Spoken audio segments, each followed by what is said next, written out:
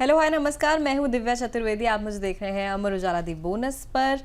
Multinational companies की salary और work culture हम सबको इम्प्रेस कर देता है, पर जब बात आती है एमएनसीज में नौकरी पाने की, हायर होने की, तब आती है असली प्रॉब्लम।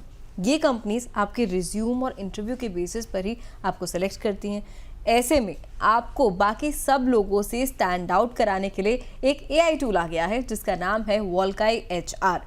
आइए बात करते हैं वोल्काई एचआर के सीईओ मिस्टर संतोष कुशवाहा से और जानते हैं कि कैसे ये टूल आपको आपकी पसंदीदा कंपनी में, पसंदीदा एमएनसी में एंटर कराने के लिए, नौकरी कराने के लिए हेल्प करेगा। कैसे हैं सर आप? बहुत बढ़िया दिव्या जी, बहुत बहुत धन्यवाद आपको अपने शो पे बुलाने के लिए।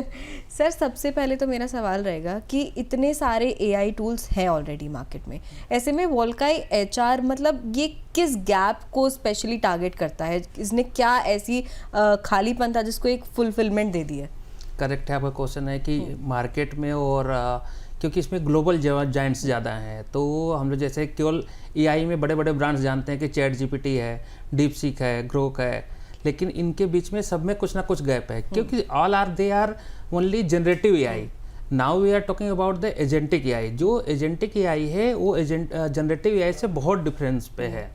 और जो सबसे बड़ा गैप है, चैट जीपीटी केवल आपके क्वेश्चन को आंसर देगा, ना कि आपको बताएगा कि आप में क्या कमी है। सबसे पहले आपको, जैसे कहते हैं ना कि एक मिरर होता है, आपको चीज़ बताता है कि आप कैसे हो, उसी तरह से जो एजेंट एआई है वो आपको बताता है कि आपकी पोजीशन क्या है, आज आप कहाँ पे स्टैंड आउट कर रहे हो, क्या आप किसी जॉब के लिए हो या नहीं हो।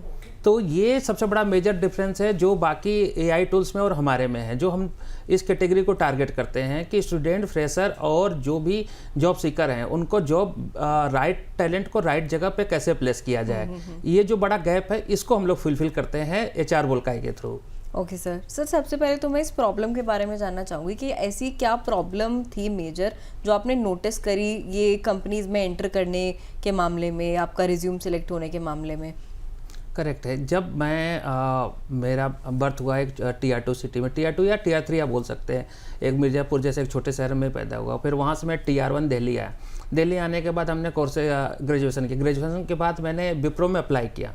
जब विप्रो में अप्लाई किया तो पता चला कि रिज्यूम कैसे बनाना है ये मेरे को पता ही नहीं था। हमने तो केवल सिंपल से name, qualification, hobbies, weak point सब डाल के अपन ने दे दिया और उनको लगा कि हमने की रिज्यूम बना लिया। तो हमको उस दिन पता चला कि रिज्यूम ऐसे बनता ही नहीं है। रिज्यूम में बहुत सारी चीज़ें हैं जो आपको भरना है, जो फुलफिल करना है। लेकिन ये बहुत बड़ा गैप था जो एक फ्रेशर्स को और एक स्टूडेंट को पता ही नहीं होता कि आपको रिज्यूम कैसे बनाना है।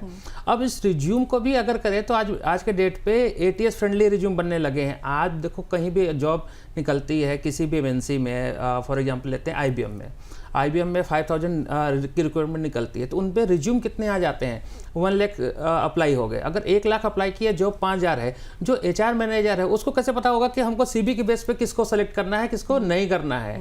तो उसमें जिसका रिज्यूम एटीएस फ्रेंडली नहीं होगा वो ऑटो रिजेक्ट हो जाएगा, क्योंकि उन्होंने ऑटोमेशन कर रखा है कि उनको वही चाहिए जिससे वो रीड कर सके।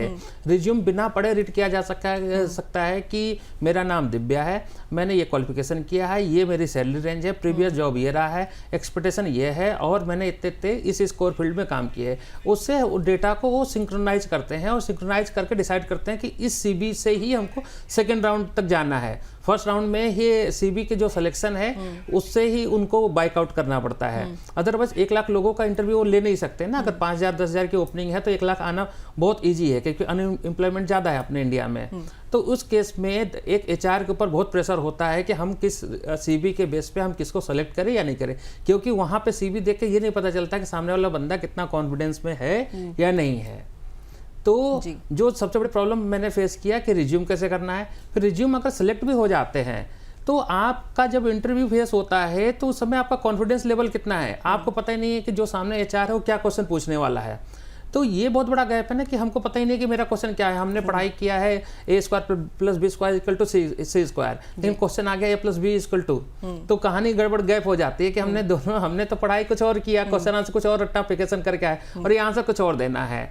तो उस समय अगर आपके पास एक ऐसा टूल है जो मॉक इंटरव्यू लेता है, जब सिंपल से आप HR वोल्काई पे जाइए, लॉगिन करिए, लॉगिन करने के बाद आप अपने CV को अपलोड करिए और जिस कंपनी में आप जॉब देने जा रहे हैं उसका आप JD डालिए, जॉब डिस्क्रिप्शन। जैसे डालेंगे हम आपसे मॉक इंटरव्यू करते हैं, 10 question, 20 question, 30 question, as per आपके पास टाइम कितना है और आप कितना प्रैक्टिस करना चाहते हैं। आपसे क्वेश्चन आंसर करेंगे और आपको हम बता देंगे आपने 10 क्वेश्चन में से 5 क्वेश्चन सही बताए या गलत बताए। एक ह्यूमन में कुछ एरर हो सकता है लेकिन मशीन में एरर नहीं हो सकता। अगर किसी क्वेश्चन का एक जो आंसर है वही बताऊंगा, और वो आपका एक मिरर होता है ना, कि आपने देखा कि आपने इंटरव्यू दिया तो सामने HR कोई ह्यूमन तो है नहीं, आपने गंदा बोला चाहे अच्छा बोला या कुछ भी बोला तो आंसर उसने वही पकड़ा जो उसको चाहिए था। तो आपको पता चल गया कि आपने 10 क्वेश्चन में से मेरे 4 क्वेश्चन ही सही है, तो आपने दोबारा प्रैक्टिस कर सकते हैं, 3 बार कर सकते हैं, 4 टाइम्स कर सकते हैं, 5 टाइम्स करके अपने आप को परफेक्ट कर सकते हैं। जब आप इंटरव्यू के लिए जाओ तो कॉन्फिडेंस विद इंटरव्यू का एक अलग ही मजा है। और एक है कि इंटरव्यू देने जा रहे हैं, हो गया तो हो गया, नहीं तो नहीं हो गया, लेकिन आप कॉन्फिडेंट हो कि जब मॉक इंटरव्यू और ATS फ्रेंडली रिज्यूम लेके जाते हैं तो आप श्योर हो कि हमको इसमें से हम फाइनल राउंड तक तो हम सेलेक्टेड है। फाइनल राउंड में आके कुछ भी हो जाए अलग बात है, अदरवाइज तो हम इस लेवल तक, मतलब जो HR राउंड है, टेक्निकल राउंड है, वहाँ तक तो आप पहुँच ही जाने हैं। तो ये कहाँ से कॉन्फिडेंस आता है? जब आपको प्रॉब्लम फेस होती है। ये सारे अपने लाइफ में मैंने प्रॉब्लम फेस किया, इसलिए हमको ये लगा कि एक ऐसा टूल होना चाहिए। और इस बड़े मार्केट में ग्लोबल जायंट के बीच में हमने इसलिए इस प्रोडक्ट को लॉन्च किया कि ये सभी लोगों के लिए इजी हो जाए जॉब देना, जॉब का इंटरव्यू देना और राइट टैलेंट को राइट जगह तक पहुँचाना। ठीक है सर, आपने एक टर्म यूज़ करी अभी ATS फ्रेंडली। मैं चाहूँगी आप थोड़ा सा एक बार ये भी समझाएं कि ATS क्या है, मतलब क्यों इसके बिना आगे जाके रिज्यूम सेलेक्ट नहीं हो पाएंगे। एक्चुअली जो ATS फ्रेंडली रिज्यूम होते हैं, आपको फिर रिज्यूम में क्या क्या डालने होते हैं, क्या जैसे हमने क्वालिफिकेशन क्या किया, हॉबीज़ क्या है, वीक पॉइंट क्या है, ये सब डालने की ज़रूरत नहीं होती है। आज के टाइम में हर एक HR चाहता है कि हमको जिस टाइप का टैलेंट चाहिए उसका ही क्वेश्चन आंसर लगा कर मैं फ़िल्टर करूं कि आपका नाम क्या है, आपने कहाँ क्वालिफिकेशन की है और कहाँ जॉब किया है, उस जॉब में भी आपने जो प्रोजेक्ट हैंडल किया है कौन सा हैंडल किया है, क्या वो जॉब प्रोफाइल हमारे जॉब प्रोफाइल से मैच कर रही है नहीं कर रही है। तो जब इतना डेटाबेस होगा, जब नंबर ऑफ CVs ज़्यादा होंगे तो HR कैसे सेलेक्ट करेगा कि हमको इस बंदे को ही या इस बंदी को ही इंटरव्यू के लिए लाना है। तो उस समय जो नए डेवलपमेंट है, जितनी भी MNC है वो ATS फ्रेंडली हैं, उन्होंने अपना एक सॉफ्टवेयर बना रखा है जिसमें रिज्यूम को अपलोड करते हैं। रिज्यूम अपलोड करते ही उनको सारे क्वेश्चन आंसर मिल जाते हैं कि हमको एज ग्रुप क्या चाहिए, 18 से 35 चाहिए, 50 चाहिए, 55 चाहिए, 60 चाहिए, 0 to 1 एक्सपीरियंस चाहिए, 2 चाहिए, 3 चाहिए, 5 चाहिए, 10 चाहिए। जो भी उनके फिल्टर हैं उसको फिल्टर वाइज करके वो एक डेटाबेस बना लेते हैं कि हमको इतने भी बंदे को सेकेंड राउंड या थर्ड राउंड तक लेके जाना है। तो इसलिए आने वाले टाइम में ATS फ्रेंडली रिज्यूम कंपलसरी होने वाला है, क्योंकि इससे HR का भी टाइम बचता है और आपके टैलेंट का पता भी चलता है कि आपने अपने रिज्यूम में वो सारी चीज़ें लिखी हैं कि नहीं लिखी हैं जो आपको ज़रूरत है। आपने उसमें लिख दिया सिंगिंग, डांसिंग, उसकी ज़रूरत ही नहीं है उनको। उनको टैलेंट की ज़रूरत है कि जो उसके जावा लैंग्वेज की प्रोग्रामिंग कर सके, या TV एंकर है तो उसने कितने इंटरव्यू लिए हैं और उसने उस पर कितने व्यूज़ आए हैं। ये सब चीज़ें अगर डेटाबेस में आपके होंगे तो आपको सामने वाले को जज करने में ईजी रहेगा। और हर रिज्यूम को पढ़ना एक HR के लिए इम्पॉसिबल है, क्योंकि अगर देखता है तो सुबह स्टार्टिंग में देखता है, अगर कुछ उसमें पॉइंट अच्छे लगते हैं तो वो नीचे तक आता है। पेज 2 तक जाने के लिए HR को पेज 1 पे ऐसा कुछ होना चाहिए जो पेज 2 पे लेके जाए, जिसको आप हुक कह सकते हैं कि हुक होना चाहिए पहले वाले में, पहले पेज में टूट जाएगा। तो आप सोचो कि 500 रिज्यूम है और हमको 2 का सिलेक्शन है, तो हमने 10 देख के 10 को ही बुला लिया, हमने 490 को देखा ही नहीं। तो उसमें टैलेंट जो पीछे वाला रह गया वो बेचारा दब गया। लेकिन जब ATS होगा तो कंपनी को भी पता चलेगा कि हमको 500 नंबर तक पूरा जाना है, सर्च करना है, क्योंकि टाइम उससे भी कम लगना है अब। ठीक है। तो आने वाले टाइम में ATS फ्रेंडली इसलिए सबके लिए कंपलसरी भी है और फिर यूजफुल भी है, और इससे सबको बेनिफिट ही है। इससे लॉस किसी को, ना कंपनी को लॉस है, ना स्टूडेंट या फ्रेशर्स को लॉस है। तो वोल्काई HR जो है ATS फ्रेंडली रिज्यूम बनाने में सबकी हेल्प करेगा, 100% हेल्प करेगा। जब इसके HR वोल्काई पे आप जाएंगे, वहाँ पे रिज्यूम बिल्ड करके एक ऑप्शन है, वहाँ पे आप जाइए, जैसे जैसे वो इन्फॉर्मेशन आप पूछता जाएगा आप उस पर फिल करते जाइए, देन आप इसको एक्सपोर्ट करिए। एक्सपोर्ट करने के बाद आपका 100% ATS फ्रेंडली रिज्यूम बन जाएगा। फिर इस रिज्यूम के बलबूते पे आप कभी रिजेक्ट नहीं होंगे जी। रिज्यूम से जो रिजेक्शन है वो रुक जाएगी आपकी। अब इसके बाद तो सेकंड राउंड आएगा आपका टैलेंट, लेकिन जो पहला राउंड है जो CV की वजह से रिजेक्शन है वो रुक जानी है। ठीक है सर, AI टूल्स की बात करूं अगर मैं, तो मार्केट में ऑलरेडी बहुत सारे AI टूल्स हैं। ChatGPT हो गया, OpenAI हो गया, तमाम तरीके के AI टूल्स हैं। वोल्काई HR अपने आप को कैसे इन दोनों से बेहतर बता रहा है? करेक्ट है। जैसे आपने बोला कि चैट जीपीटी का नाम लिया, ओपन सोर्स का लिया, ओपन एआई का लिया, डीपसीक का लिया, सबने अलग अलग तरीके से मॉडल को ट्रेन किया है। किसी ने सुपरविजन मॉडल पे किया है, किसी ने इन्फोर्समेंट लर्निंग पे किया है। जो बुल्काई है ये हाइब्रिड है। हमने सुपरविजन प्लस इन्फोर्समेंट दोनों को लेते हुए एक ऐसा प्रोडक्ट बनाया है कि जो आपके लिए बेनिफिशियल हो। अब जैसे कि लैंग्वेज की बात करें तो chat GPT total US English को ही एक्सेप्ट करता है। अगर उसने आपने अपनी लैंग्वेज में इंग्लिश में अगर गलत क्वेश्चन पूछ लिया तो गलत आंसर देगा, ये रोकेगा नहीं कि आपने क्वेश्चन आपका गलत है। जैसे आप गूगल मैप पे देखते हैं ना कि जैसे आपने गलत रास्ता ले लिया तो यो अगला रास्ता बताता है, ये नहीं बोलता कि गलत है आप पीछे बैक आओ। तो सेम प्रॉब्लम चैट जीपीटी में भी है कि आपको कभी वो रोकेगा नहीं, आपने जो क्वेश्चन पूछा आंसर दे दिया। तो उस जगह पे जो टैलेंटेड बंदे होंगे, जो पहले से ही टैलेंटेड हैं, उनके लिए तो है कि हमको राइट क्वेश्चन कैसे पूछना है, प्रॉम्प्ट क्या देना है, उसका आंसर क्या मिलना चाहिए, उस आंसर को एनालाइज कर लेते हैं। लेकिन जैसे ही जो टीआर 2 में है, कमजोर बच्चा है जिसकी इंग्लिश कमजोर है, लैंग्वेज की प्रॉब्लम है, टैलेंट की कमी है, लेकिन वो भी उतना टैलेंटेड है टेक्निकल में, लेकिन फर्स्ट राउंड के लिए वो सिलेक्ट नहीं हो पा रहा है, चाहे किसी भी रीजन से, तो हमारा जब एचआर बोल का यूज करता है तो उसको एक तो इंग्लिश, इंडियन इंग्लिश में उसको यूज होगा। हम लोकल लैंग्वेज को टारगेट करते हैं, आप हिंदी से इंग्लिश, इंग्लिश से हिंदी में भी आप कन्वर्ट कर सकते हैं। प्लस हिंदी और इंग्लिश को मिक्स करके हिंग्लिश एक वर्ड होता है जो जनरली हम लोग हिंग्लिश ही यूज करते हैं, ना हम लोग इंग्लिश यूज करते हैं ना हिंदी करते हैं, क्योंकि हिंदी से ऊपर उठ चुके हैं और इंग्लिश बन नहीं पा रहे हैं, तो हम लोग इंग्लिश में अटक गए हैं। तो इंग्लिश समझने वाला एक ही एआई है, वो है वोल्काई। कभी भी चैट जीपीटी आपको इंग्लिश नहीं समझेगा, आपको गलत आंसर देगा, क्योंकि उसको नहीं पता ना कि हम लोग इंडियन हैं, हम लोग अभी हिंदी से इंग्लिश की तरफ कन्वर्ट हो रहे हैं, तो अभी हमारे में गैप है हमारे एजुकेशन लेवल में। और उसने अपने यूएस लैंग्वेज को पकड़ रखा है, डीपसीक ने अपने लैंग्वेज को पकड़ रखा है। तो सबसे बड़ी जो प्रॉब्लम है वो लैंग्वेज की है। वो लैंग्वेज केवल हम ही फुलफिल कर सकते हैं, इंडियन कस्टमर को, इंडियन टैलेंट को। तो हिंदी के अलावा और क्या रीजनल लैंग्वेज ये ले सकता है? करेक्ट है। आने वाले डाउन द लाइन 6 मंथ में हम सारे रीजनल लैंग्वेज जितने भी इंडिया में है, मराठी, गुजराती, तेलुगु, कन्नड़, सारे लैंग्वेज को हम इंटीग्रेट कर देंगे कि जिस बंदे को जिस लैंग्वेज में उसको क्वेश्चन आंसर चाहिए, चाहे कोई भी रिसर्च चाहिए, आपको उस लैंग्वेज में आंसर मिले, ना कि केवल इंग्लिश में मिले, ना कि कोई हिंदी में मिले। अब कोई मराठी है, उसको हिंदी नहीं आती तो हिंदी में जान के क्या करेगा, उसको इंटरव्यू मराठी से मराठी में समझा, फिर उसको कन्वर्ट करके इंग्लिश में चला गया, अगर इंग्लिश का इंटरव्यू है तो उसको हमेशा रीजनल लैंग्वेज ही उसको ज़्यादा ईजी रहेगा एज कम्पेयर टू कि जो आपने बेस बनाया है। तो अगर उसने गुजराती में उसने टैलेंट को बना लिया और उसने अपने आप को प्रैक्टिस कर ली है, तो बस अब प्रॉब्लम क्या रहेगी, इंग्लिश, गुजराती से इंग्लिश जानना। ठीक है। सर, वोल्काई एचआर में ह्यूमन टच लाने के लिए क्या एडवांस टेक्नोलॉजी यूज़ की है आपने, और क्या इमोशन सेंसिंग एल्गोरिदम या फिर सेंटिमेंट एनालिसिस का कोई रोल है इसमें? करेक्ट है। मैंने बताया ना कि हमने जो भी ये एआई टूल बना रहे थे तो टोटल वी इंडियन, मैंने इसका टैगलाइन भी दिया है, इंडिया का, इंडिया से इंडिया के लिए। तो इसमें हमने हर चीज़ को ध्यान में रखा है कि इंडियन इमोशन भी होना चाहिए, टैलेंट का भी होना चाहिए। जैसे कि आप हमारे यहाँ आप इंटरव्यू देते हैं ना, तो हम आपके बॉडी को भी सेंस करके बताते हैं कि आपने कितने बार पलक झपकाया, कितने बार आपने पैर हिलाया, कितने बार आपने बोलते बोलते से रुके। तो ये सारे जो हमने फीचर्स डाले हैं वो इसलिए ही डाले हैं कि एक इंडियन को उसको बताए कि उसकी क्या कमी है, कितने बार आपको रुकना है, कहाँ रुकना है। आप फ्लुएंट करते करते फिर आप रुक गए तो आपका कॉन्फिडेंस लेवल 0 हो जाता है, तो वहाँ पे आप क्या करते हो ना, गलत आंसर देना चालू करते हो। तो इसकी प्रैक्टिस भी हमने करा दी।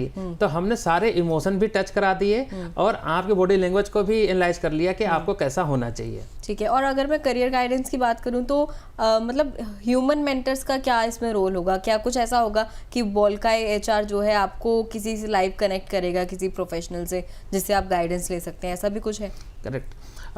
अभी डायरेक्ट हम किसी कंसल्टेंट से हम लोग नहीं कनेक्ट कराते, लेकिन एचआर बोल के खुद अपने आप में एक मेंटर है, क्योंकि जैसे आप क्वेश्चन पूछते हो आपको आंसर बता रहा है, आंसर बताने के साथ ये भी बता रहा है ना कि आपने कितने गलत क्वेश्चन दिए, कितने राइट आंसर दिए, और आपसे पूछ रहा है कि आपको और इंटरव्यू देना है क्या, हम आपको और सिखाते हैं। वो अपने आप में ही एक काउंसलर है, अपने आप आपके हर क्वेश्चन को, आंसर को इस तरीके से समझाता है कि आपको लगता है कि आप किसी ह्यूमन के साथ आप बात कर रहे हो, ना कि आप किसी मशीन के साथ बात कर रहे हो। उसमें एक ह्यूमन टच भी है, प्लस आपके चीज़ों को समझाने का तरीका भी है। और जब आप क्या होता है, किसी करियर काउंसलर के पास जाओ, कहीं भी जाओ, आप बहुत सारी बातें अपनी होती है जो आप रख नहीं पाते, डर की वजह से, शर्म की वजह से, झिझक की वजह से, कोई भी रीजन हो सकता है। लेकिन यहाँ जब मशीन है, आप उससे कुछ भी बात करो, फ्रिक्वेंट में आप जो भी बोलते जा रहे हो वो सुनती जा रही है।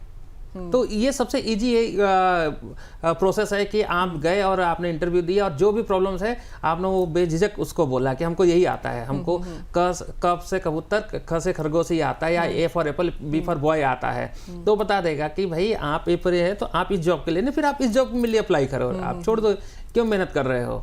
तो ऑलरेडी हमने ह्यूमन टच और काउंसल बना ही रखा है कि आपको इसके बाद किसी काउंसलर के पास जाने की ज़रूरत ही नहीं है।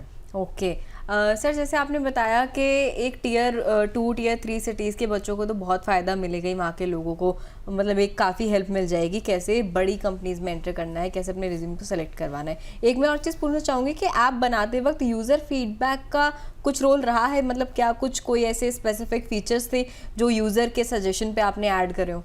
करेक्ट है, इसमें मैं डे बाय डे हम लोग इसको मशीन को ट्रेन करते हैं और जैसे जैसे प्रॉब्लम्स आते हैं या कोई फीडबैक देता है, हम लोग बहुत हैप्पी होते हैं किसी ने कोई फीडबैक दिया, उस फीडबैक को लेके हम लोग तुरंत ही उसको इम्प्लीमेंट करते हैं। किसी भी रिव्यू को या किसी भी फीडबैक को हम लोग इग्नोर नहीं करते हैं, क्योंकि हमने इंडिया के लिए बनाया। अगर किसी ने ऑनेस्टली कोई फीडबैक दिया है, उसको हम अगर एडॉप्ट आज नहीं करेंगे तो हम बेस्ट नहीं बन पाएंगे, हम फिर अपने ऊपर ही चलते रह जाएंगे, तो फिर चैट जीपीटी और हमारे में डिफरेंस कहाँ रह जाएगा। हमको हर एक आदमी के फीडबैक चाहिए और उस फीडबैक को हमको with in A time line, हमारे डेवलपर को इंस्ट्रक्शन है कि अगर ये फीडबैक आई है इसको रिजॉल्व करके आप इसकी टेस्टिंग करके हमको आप बताओगे। जो हमारे CTO CEO हैं उनका दिन का केवल ये काम होता है, जितने फीडबैक्स हैं, जितने कमेंट्स हैं, उस चीज़ को उन्होंने करेक्ट किया है नहीं किया, फिर वो हमको रिपोर्ट करते हैं कि सारे क्वेश्चन रिजॉल्व हैं। इस चीज़ को मैं पर्सनली चेक करता हूँ कि जो फीडबैक आ रहे हैं उसको हम लोग कितना सीरियस ले रहे हैं। ठीक है। अच्छा संतोष जी, एक चीज़ और है, ये बहुत नोटिस किया है मैंने और AI टूल्स में तो खास करके, कि अगर मान लीजिए मैंने कोई एक डेटा उसमें डाला, उससे कोई चीज़ पूछी कि मुझे एक इमेज चाहिए किचन में कोई खाना बना रहा है, तो वो अपने आप ही एक औरत की या फिर कई औरतों की इमेज ऐसी जनरेट कर देता है जो किचन में खाना बना रही है। क्यों? किचन में तो आदमी भी खाना बना सकता है। ऐसे कई तरीके की चीज़ें होती हैं जो मतलब अपने आप ही AIs उठा लेते हैं।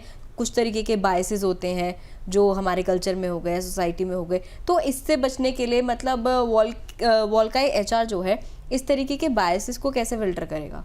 करेक्ट है, इसमें थोड़ा यूजर को भी समझना होगा कि हमको अगर किचन में केवल लड़की का फोटो क्यों आ रहा है, क्योंकि एक परसेप्शन बनी है कि किचन में कोई लेडीज ही काम करते हैं, जेंट्स भी काम करते हैं। मैं भी घर में खाना बनाता हूँ, फॉर अ चेंज कभी बनाना भी चाहिए, और सबको मैसेज भी है कि बनाएंगे तो तभी बीवी खुश रहेगी ना।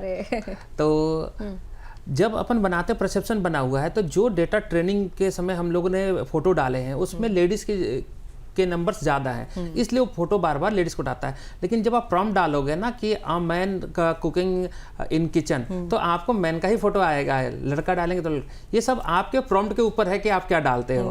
अदरवाइज वो एक जो इमोशनल टच है जो हम लोगों ने ट्रेन किया है कि लेडीज ये काम करती है, तो उसके वजह से उसको उठाता है। इसके लिए यूजर को एडवांस होना पड़ेगा, उसको लिखना पड़ेगा a man cooking in kitchen. चलिए, यूजर को भी ऐप के साथ साथ, टूल के साथ साथ एडवांस होना पड़ेगा और अपनी लाइफस्टाइल में भी चेंजेस लाने पड़ेंगे।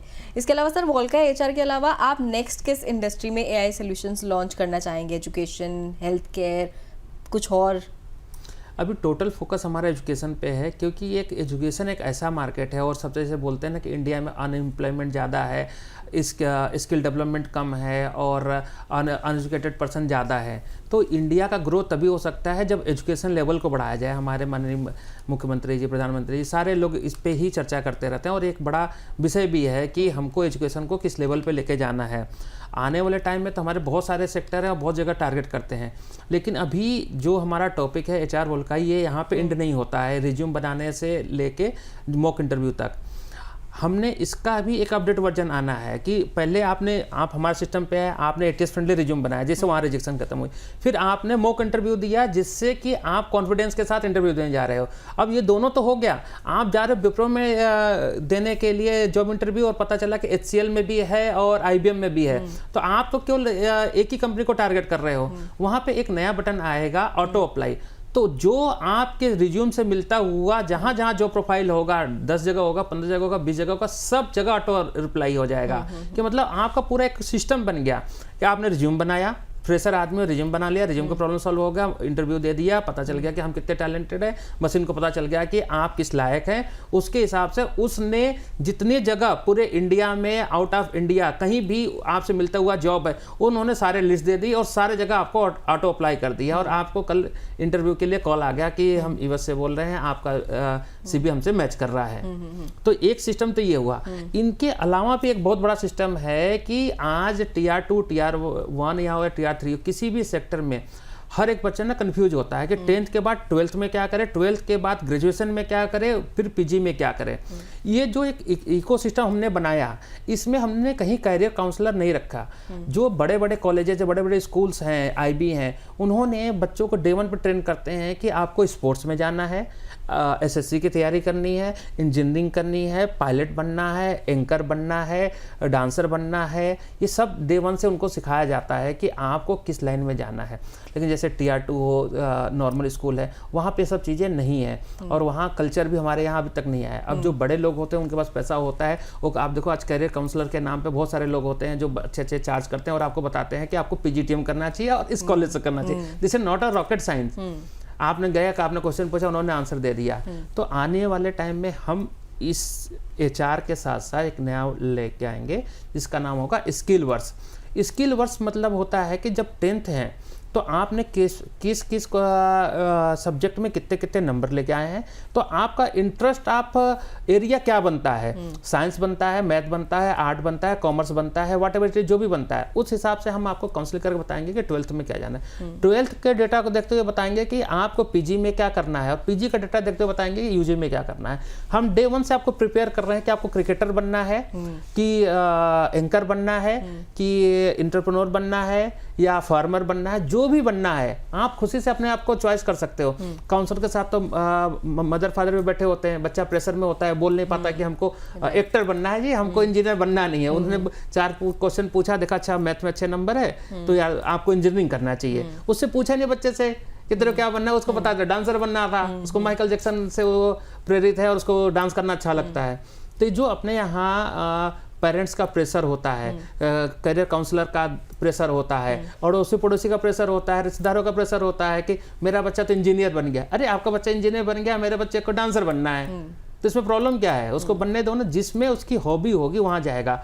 ये तभी हो पाएगा जब ऐसा एक कोई टूल आए जो 10th से लेके आपके करियर तक को काउंसिल करे कि आपको अब आपकी जो फिजिकल है ये है, मार्क्स ये है, तो आपको ये वाली स्ट्रीम में जानी चाहिए, आपको इस एंगल पे काम करना चाहिए, पायलट बनना चाहिए, इंजीनियर बनना चाहिए, डॉक्टर बनना चाहिए। ये पूरा जो मार्केट प्लेस है वो स्किल वर्क्स के नाम से हम लोग लेके आएंगे डाउन द लाइन 6 मंथ। ठीक है, 6 मंथ में हमारा पूरा HR से जॉब से रिलेटेड हो जाएगा। उसके बाद 6 मंथ के डाउन द लाइन हम पूरे बच्चे को नीचे से लेके ऊपर तक ट्रेन कर देंगे कि आपको क्या बनना है। अब हमने बच्चे को सिखा दिया कि आपको इंजीनियर बनना है, तो इंजीनियर तक कॉलेज तक भी लेके आए। फिर मैंने उसको वहाँ से रिज्यूम भी बनाई, उसको मॉक इंटरव्यू कराया और उसको जॉब भी दिलाया। तो आप सोचो पूरा इंडिया की इकोनॉमी कैसे हिल जाएगी, पूरा मतलब कोई बंदा अनटैलेंटेड रहेगा ही नहीं। वो बंदा का टैलेंट है तो उसको जॉब मिलेगा, इस बात की मेरी गारंटी है, क्योंकि सब इकोसिस्टम आपस में मैच करेंगे और सब ऑटोमेशन पे होगा, कोई झूठ नहीं होगा। क्योंकि आदमी से ह्यूमन से झूठ बोल सकता है, मशीन से झूठ थोड़े बोल सकता है, और झूठ बोलेगा भी तो मशीन सुनेगा क्यों? बिल्कुल सही बात है, सही बात है सर। इसके अलावा यूजर्स का डेटा आप यूज करते वक्त मतलब एक्सप्लेनेबल AI को आप कैसे एक्सप्रेस करेंगे, उसकी जो प्रिंसिपल्स हैं उसे आप कैसे फॉलो करते हैं? जैसे कोई भी यूजर का डेटा आया तो हम लोग 100% सिक्योर रखते हैं, क्योंकि हमने कोई भी जो डेटा सेंटर है वो हमारा बॉम्बे और बेंगलोर में है। तो हम लोग एक एक डेटा को एकदम सुरक्षित रखते हैं और उसको किसी के साथ शेयर नहीं करते हैं। बाकी हर कंपनी जब आप डेटा को डालते हो, अपना नाम, मोबाइल नंबर, ईमेल ID, तो वो आपसे एक परमिशन मांगता है कि शेयर विद समवन, और आपको लॉगिन करने के चक्कर में साइन अप, फ्री के साइन अप दिखता रहता है कि इस पर जल्दी क्लिक करो, नहीं तो कहीं पैसा ना लग जाए। तो फ्री के चक्कर में आपने भरा और उसको परमिशन अलाउ कर दिया, अलाउ कर दिया, तो आपका डेटा वो शेयरिंग मोड पे लेके गए। अब ChatGPT ने डेटा लिया, उसको कहाँ का यूज कर रहा है ये आपको पता नहीं है। तो हमने सबसे पहले ये बताया कि हमने कोई भी डेटा शेयरिंग का कोई भी हमने फीचर्स डाला नहीं है और कभी भी हम लोग कोई डेटा शेयर नहीं करते, और जो डेटा है वो 100% मेड इन इंडिया है और इंडिया के ही सर्वर्स पे है और हमारे ही डेटा सेंटर में है। कहीं से कोई लीकेज नहीं है कि डीपसीक के पास जा रहा है, यूएस जा रहा है, लंदन जा रहा है, ऐसा कुछ भी नहीं है। सारा डेटा इंडिया का इंडिया में है और सब कुछ हमारे कंट्रोल में है, और हम किसी भी बंदे से या बंदी से कोई परमिशन ऐसे नहीं लेते कि हम आपका डेटा शेयर करेंगे। यूजर्स को पता होगा कि उनका सीवी जो है किस बेसिस पे एनालिसिस हो रहा है। ठीक है। कोई भी बंदा सीवी जब बनाएगा तो उसने उसमें वीक पॉइंट और स्ट्रॉन्ग पॉइंट डाला हुआ है, तो जब करता है जो मशीन उससे क्वेश्चन आंसर करता है तो उसके वीक पॉइंट को नहीं पकड़ता। जो कंपनी का जेडी है जिस पर उसका इंटरव्यू होना है उससे एनालाइज करके आपको बताता है कि आपका सीवी कितना मैच कर रहा है। ठीक है। आपके टैलेंट को मैच करता है वहां से। ये नहीं कि सीवी देखा और बता दिया कि आपको ये करना चाहिए या नहीं करना चाहिए। आपको हो सकता है कुछ पॉइंट छूट गया हो, लेकिन जब क्वेश्चन आंसर आप देते हो तो आपको पता चलता है 10 में से 10 आउट ऑफ 9 क्वेश्चन आपने सही दिए तो आप अप्लीकेबल हो ना उस जॉब के लिए। अब 10 में आपने 2 आउट ऑफ 10 दिया तो आप भी अपना टाइम वेस्ट कर रहे हो, सामने एचआर का भी टाइम वेस्ट कर रहे हो। अब और उसको प्रैक्टिस करो और उसको सुधारो, फिर लेके जाओ। ठीक है, मतलब बेसिकली वॉल्का एचआर आपकी स्किल्स को भी पॉलिश करेगा, आपको एक बेहतर फिल्टर देगा। सर, अगर आप 2030 की कोई हेडलाइन देखें जिसमें वॉल्काई का नाम हो तो उसमें आप क्या देखना चाहेंगे? मतलब कि 10 मिलियन करियर्स ट्रांसफॉर्म्ड, ऐसा कुछ? I am targeting more than 10 million, approx $100 million users we are targeting. कि इंडिया में अगर 2030 में कोई भी बंदा हो तो उसको ये कन्फ्यूजन नहीं हो, किसी भी फ्रेशर्स को, किसी भी स्टूडेंट को, कि हमने ये टूल को यूज़ नहीं किया और इसको यूज़ करके बेनिफिट नहीं मिला। 2030 का जो हेडलाइन होगा यही होगा कि एक कंपनी आई थी जो वोल्काई थी जिसने आज सारे एजुकेशन सिस्टम को उसने इको फ्रेंडली बनाया और हर टैलेंटेड बंदे को उसके टैलेंट जगह पे पहुंचाया। 2030 का मेरा ये टारगेट है कि 100 इंडिया से सारे लोगों को जॉब दिलवाना और उसके राइट प्लेस पे। ठीक है सर, आखिर के 2 सवाल मेरे के एक तो ये कि वॉल्का एचआर यूएस और चाइना की मार्केट में कैसे कम्पीट करेगा? आप सही कह रहे हैं कि हमने अभी जो ये सारा सिस्टम बनाया है इंडिया के हिसाब से बनाया है। जब इंडिया के सिस्टम को हम ठीक कर लेंगे, जब हमको लगेगा हमारे यूजर्स यहाँ पर फ्रेंडली हो गए हैं, तो जस्ट मैंने पहले ही बताया कि एक लैंग्वेज है, हमने हिंदी, इंग्लिश और रीजनल लैंग्वेज टारगेट किया है। बस मेरे को छोटी मोडिफिकेशन करनी है, यूएस लैंग्वेज, चाहे जिस कंट्री में हमको लॉन्च करना है उसका एक लैंग्वेज को तो एडॉप्ट करना है, उसको मशीन तो वही रहनी है, क्वेश्चन आंसर तो वही रहना है। तो हमने जैसे किया उसके बाद हम ग्लोबली जा सकते हैं।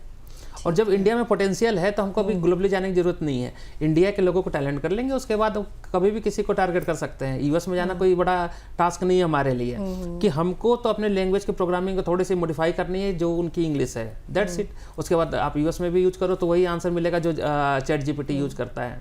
ठीक है, तो मतलब चैट जीपीटी और ओपन एआई जैसे टूल्स को कंपटीशन देने के लिए वॉल्का एचआर आ गया है। और सर, एक मेरा आखिर सवाल ये कि एआई के फ्यूचर के बारे में तो हम बात कर ही रहे हैं, कैसे चीज़ें चेंज हो जाएंगी, क्या कुछ आसान हो जाएगा, क्या कुछ मॉडिफिकेशंस आ जाएंगी। अगर मैं आपसे पूछूं कि 20, 30, 40 साल पहले अगर एआई आ चुका होता तो लोगों की ज़िंदगी कैसे बेहतर या फिर अलग हो सकती थी, इन अ गुड वे और इन a bad way? In a good way की बात करते हैं, बैड वे की नहीं करना चाहिए। हमेशा कहते हैं ना बी पॉजिटिव, तो हम लोग गुड वे की बात करते हैं कि अगर 30 साल पहले, 20 साल पहले अगर एआई आ गया होता और हम लोग ने इम्प्लीमेंट कर दिया होता तो हम लोग हो सकते हैं पूरे वर्ल्ड पे इंडिया पहले कब्जा करके बैठा होता, क्योंकि टैलेंट सबसे ज़्यादा टैलेंटेड पर्सन जो होते हैं वो इंडिया में होते हैं। जो जैसे चैट जीपीटी और डीपसीक की बार बार आप बात कर रहे हो, तो हो सकता है वहाँ का जो इंजीनियर हो, जो प्रोजेक्ट हेड हो, चाहे मैनेजर हो, वो इंडियन ही निकलेगा, मैं 100% श्योर हूँ। क्योंकि हम लोग डाउन द लाइन अपने को नहीं पता कि वहाँ पे कौन से बंदे काम कर, लेकिन मैं श्योर हूँ कि वहाँ इंडियन टैलेंट है और इंडिया का ही बंदा है जो वहाँ तक लेके गया।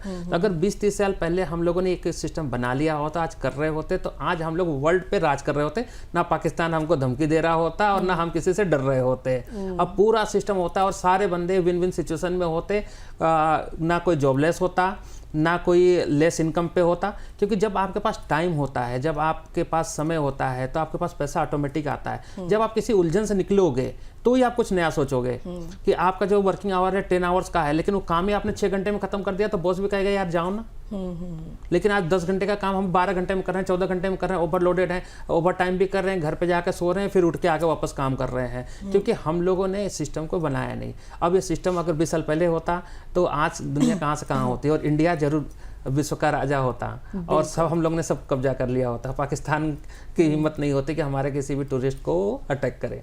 चलिए, अभी भी बहुत देर नहीं हुई है। अगर आप राज करना चाहते हैं, बड़ी कंपनीज में अच्छी जॉब पाना चाहते हैं, अपने रिज्यूम को और पॉलिश करना चाहते हैं, ATS फ्रेंडली बनाना चाहते हैं, इसके साथ अगर MNCs में एंटर करके एक बेहतर पोजीशन पर आना चाहते हैं, तो वॉल्काई HR आ गया है। सारे आपने फीचर्स इसके जान लिए, संतोष जी ने सब कुछ बता दिया कि कैसे क्या कुछ, ये आपकी स्किल्स को कैसे और डेवलप कर देगा और पॉलिश कर देगा, आपको एक बेहतर करियर गाइडेंस भी देगा। तो वॉल्काई HR को आप यूज़ करके देखिए और उसका रिव्यू बताइए। बाकी संतोष जी, बहुत बहुत शुक्रिया हमारे साथ बात करने के लिए और इतनी बढ़िया टूल के बारे में हमें जानकारी देने के लिए। बहुत बहुत धन्यवाद आपका और आपके दर्शकों का, जो आपने हमको इतना समय दिया अपने प्रोडक्ट के बारे में बताने के लिए, आने वाले विजन को बताने के लिए। बहुत बहुत धन्यवाद आप सबका और आप सारी पूरी टीम का। हमारे सब व्यूअर्स को बहुत बहुत शुक्रिया और हमारे गेस्ट को भी बहुत बहुत शुक्रिया। इस खास पेशकश में इतना ही, आपके साथ जुड़े रहेंगे और भी खास जानकारी लेकर।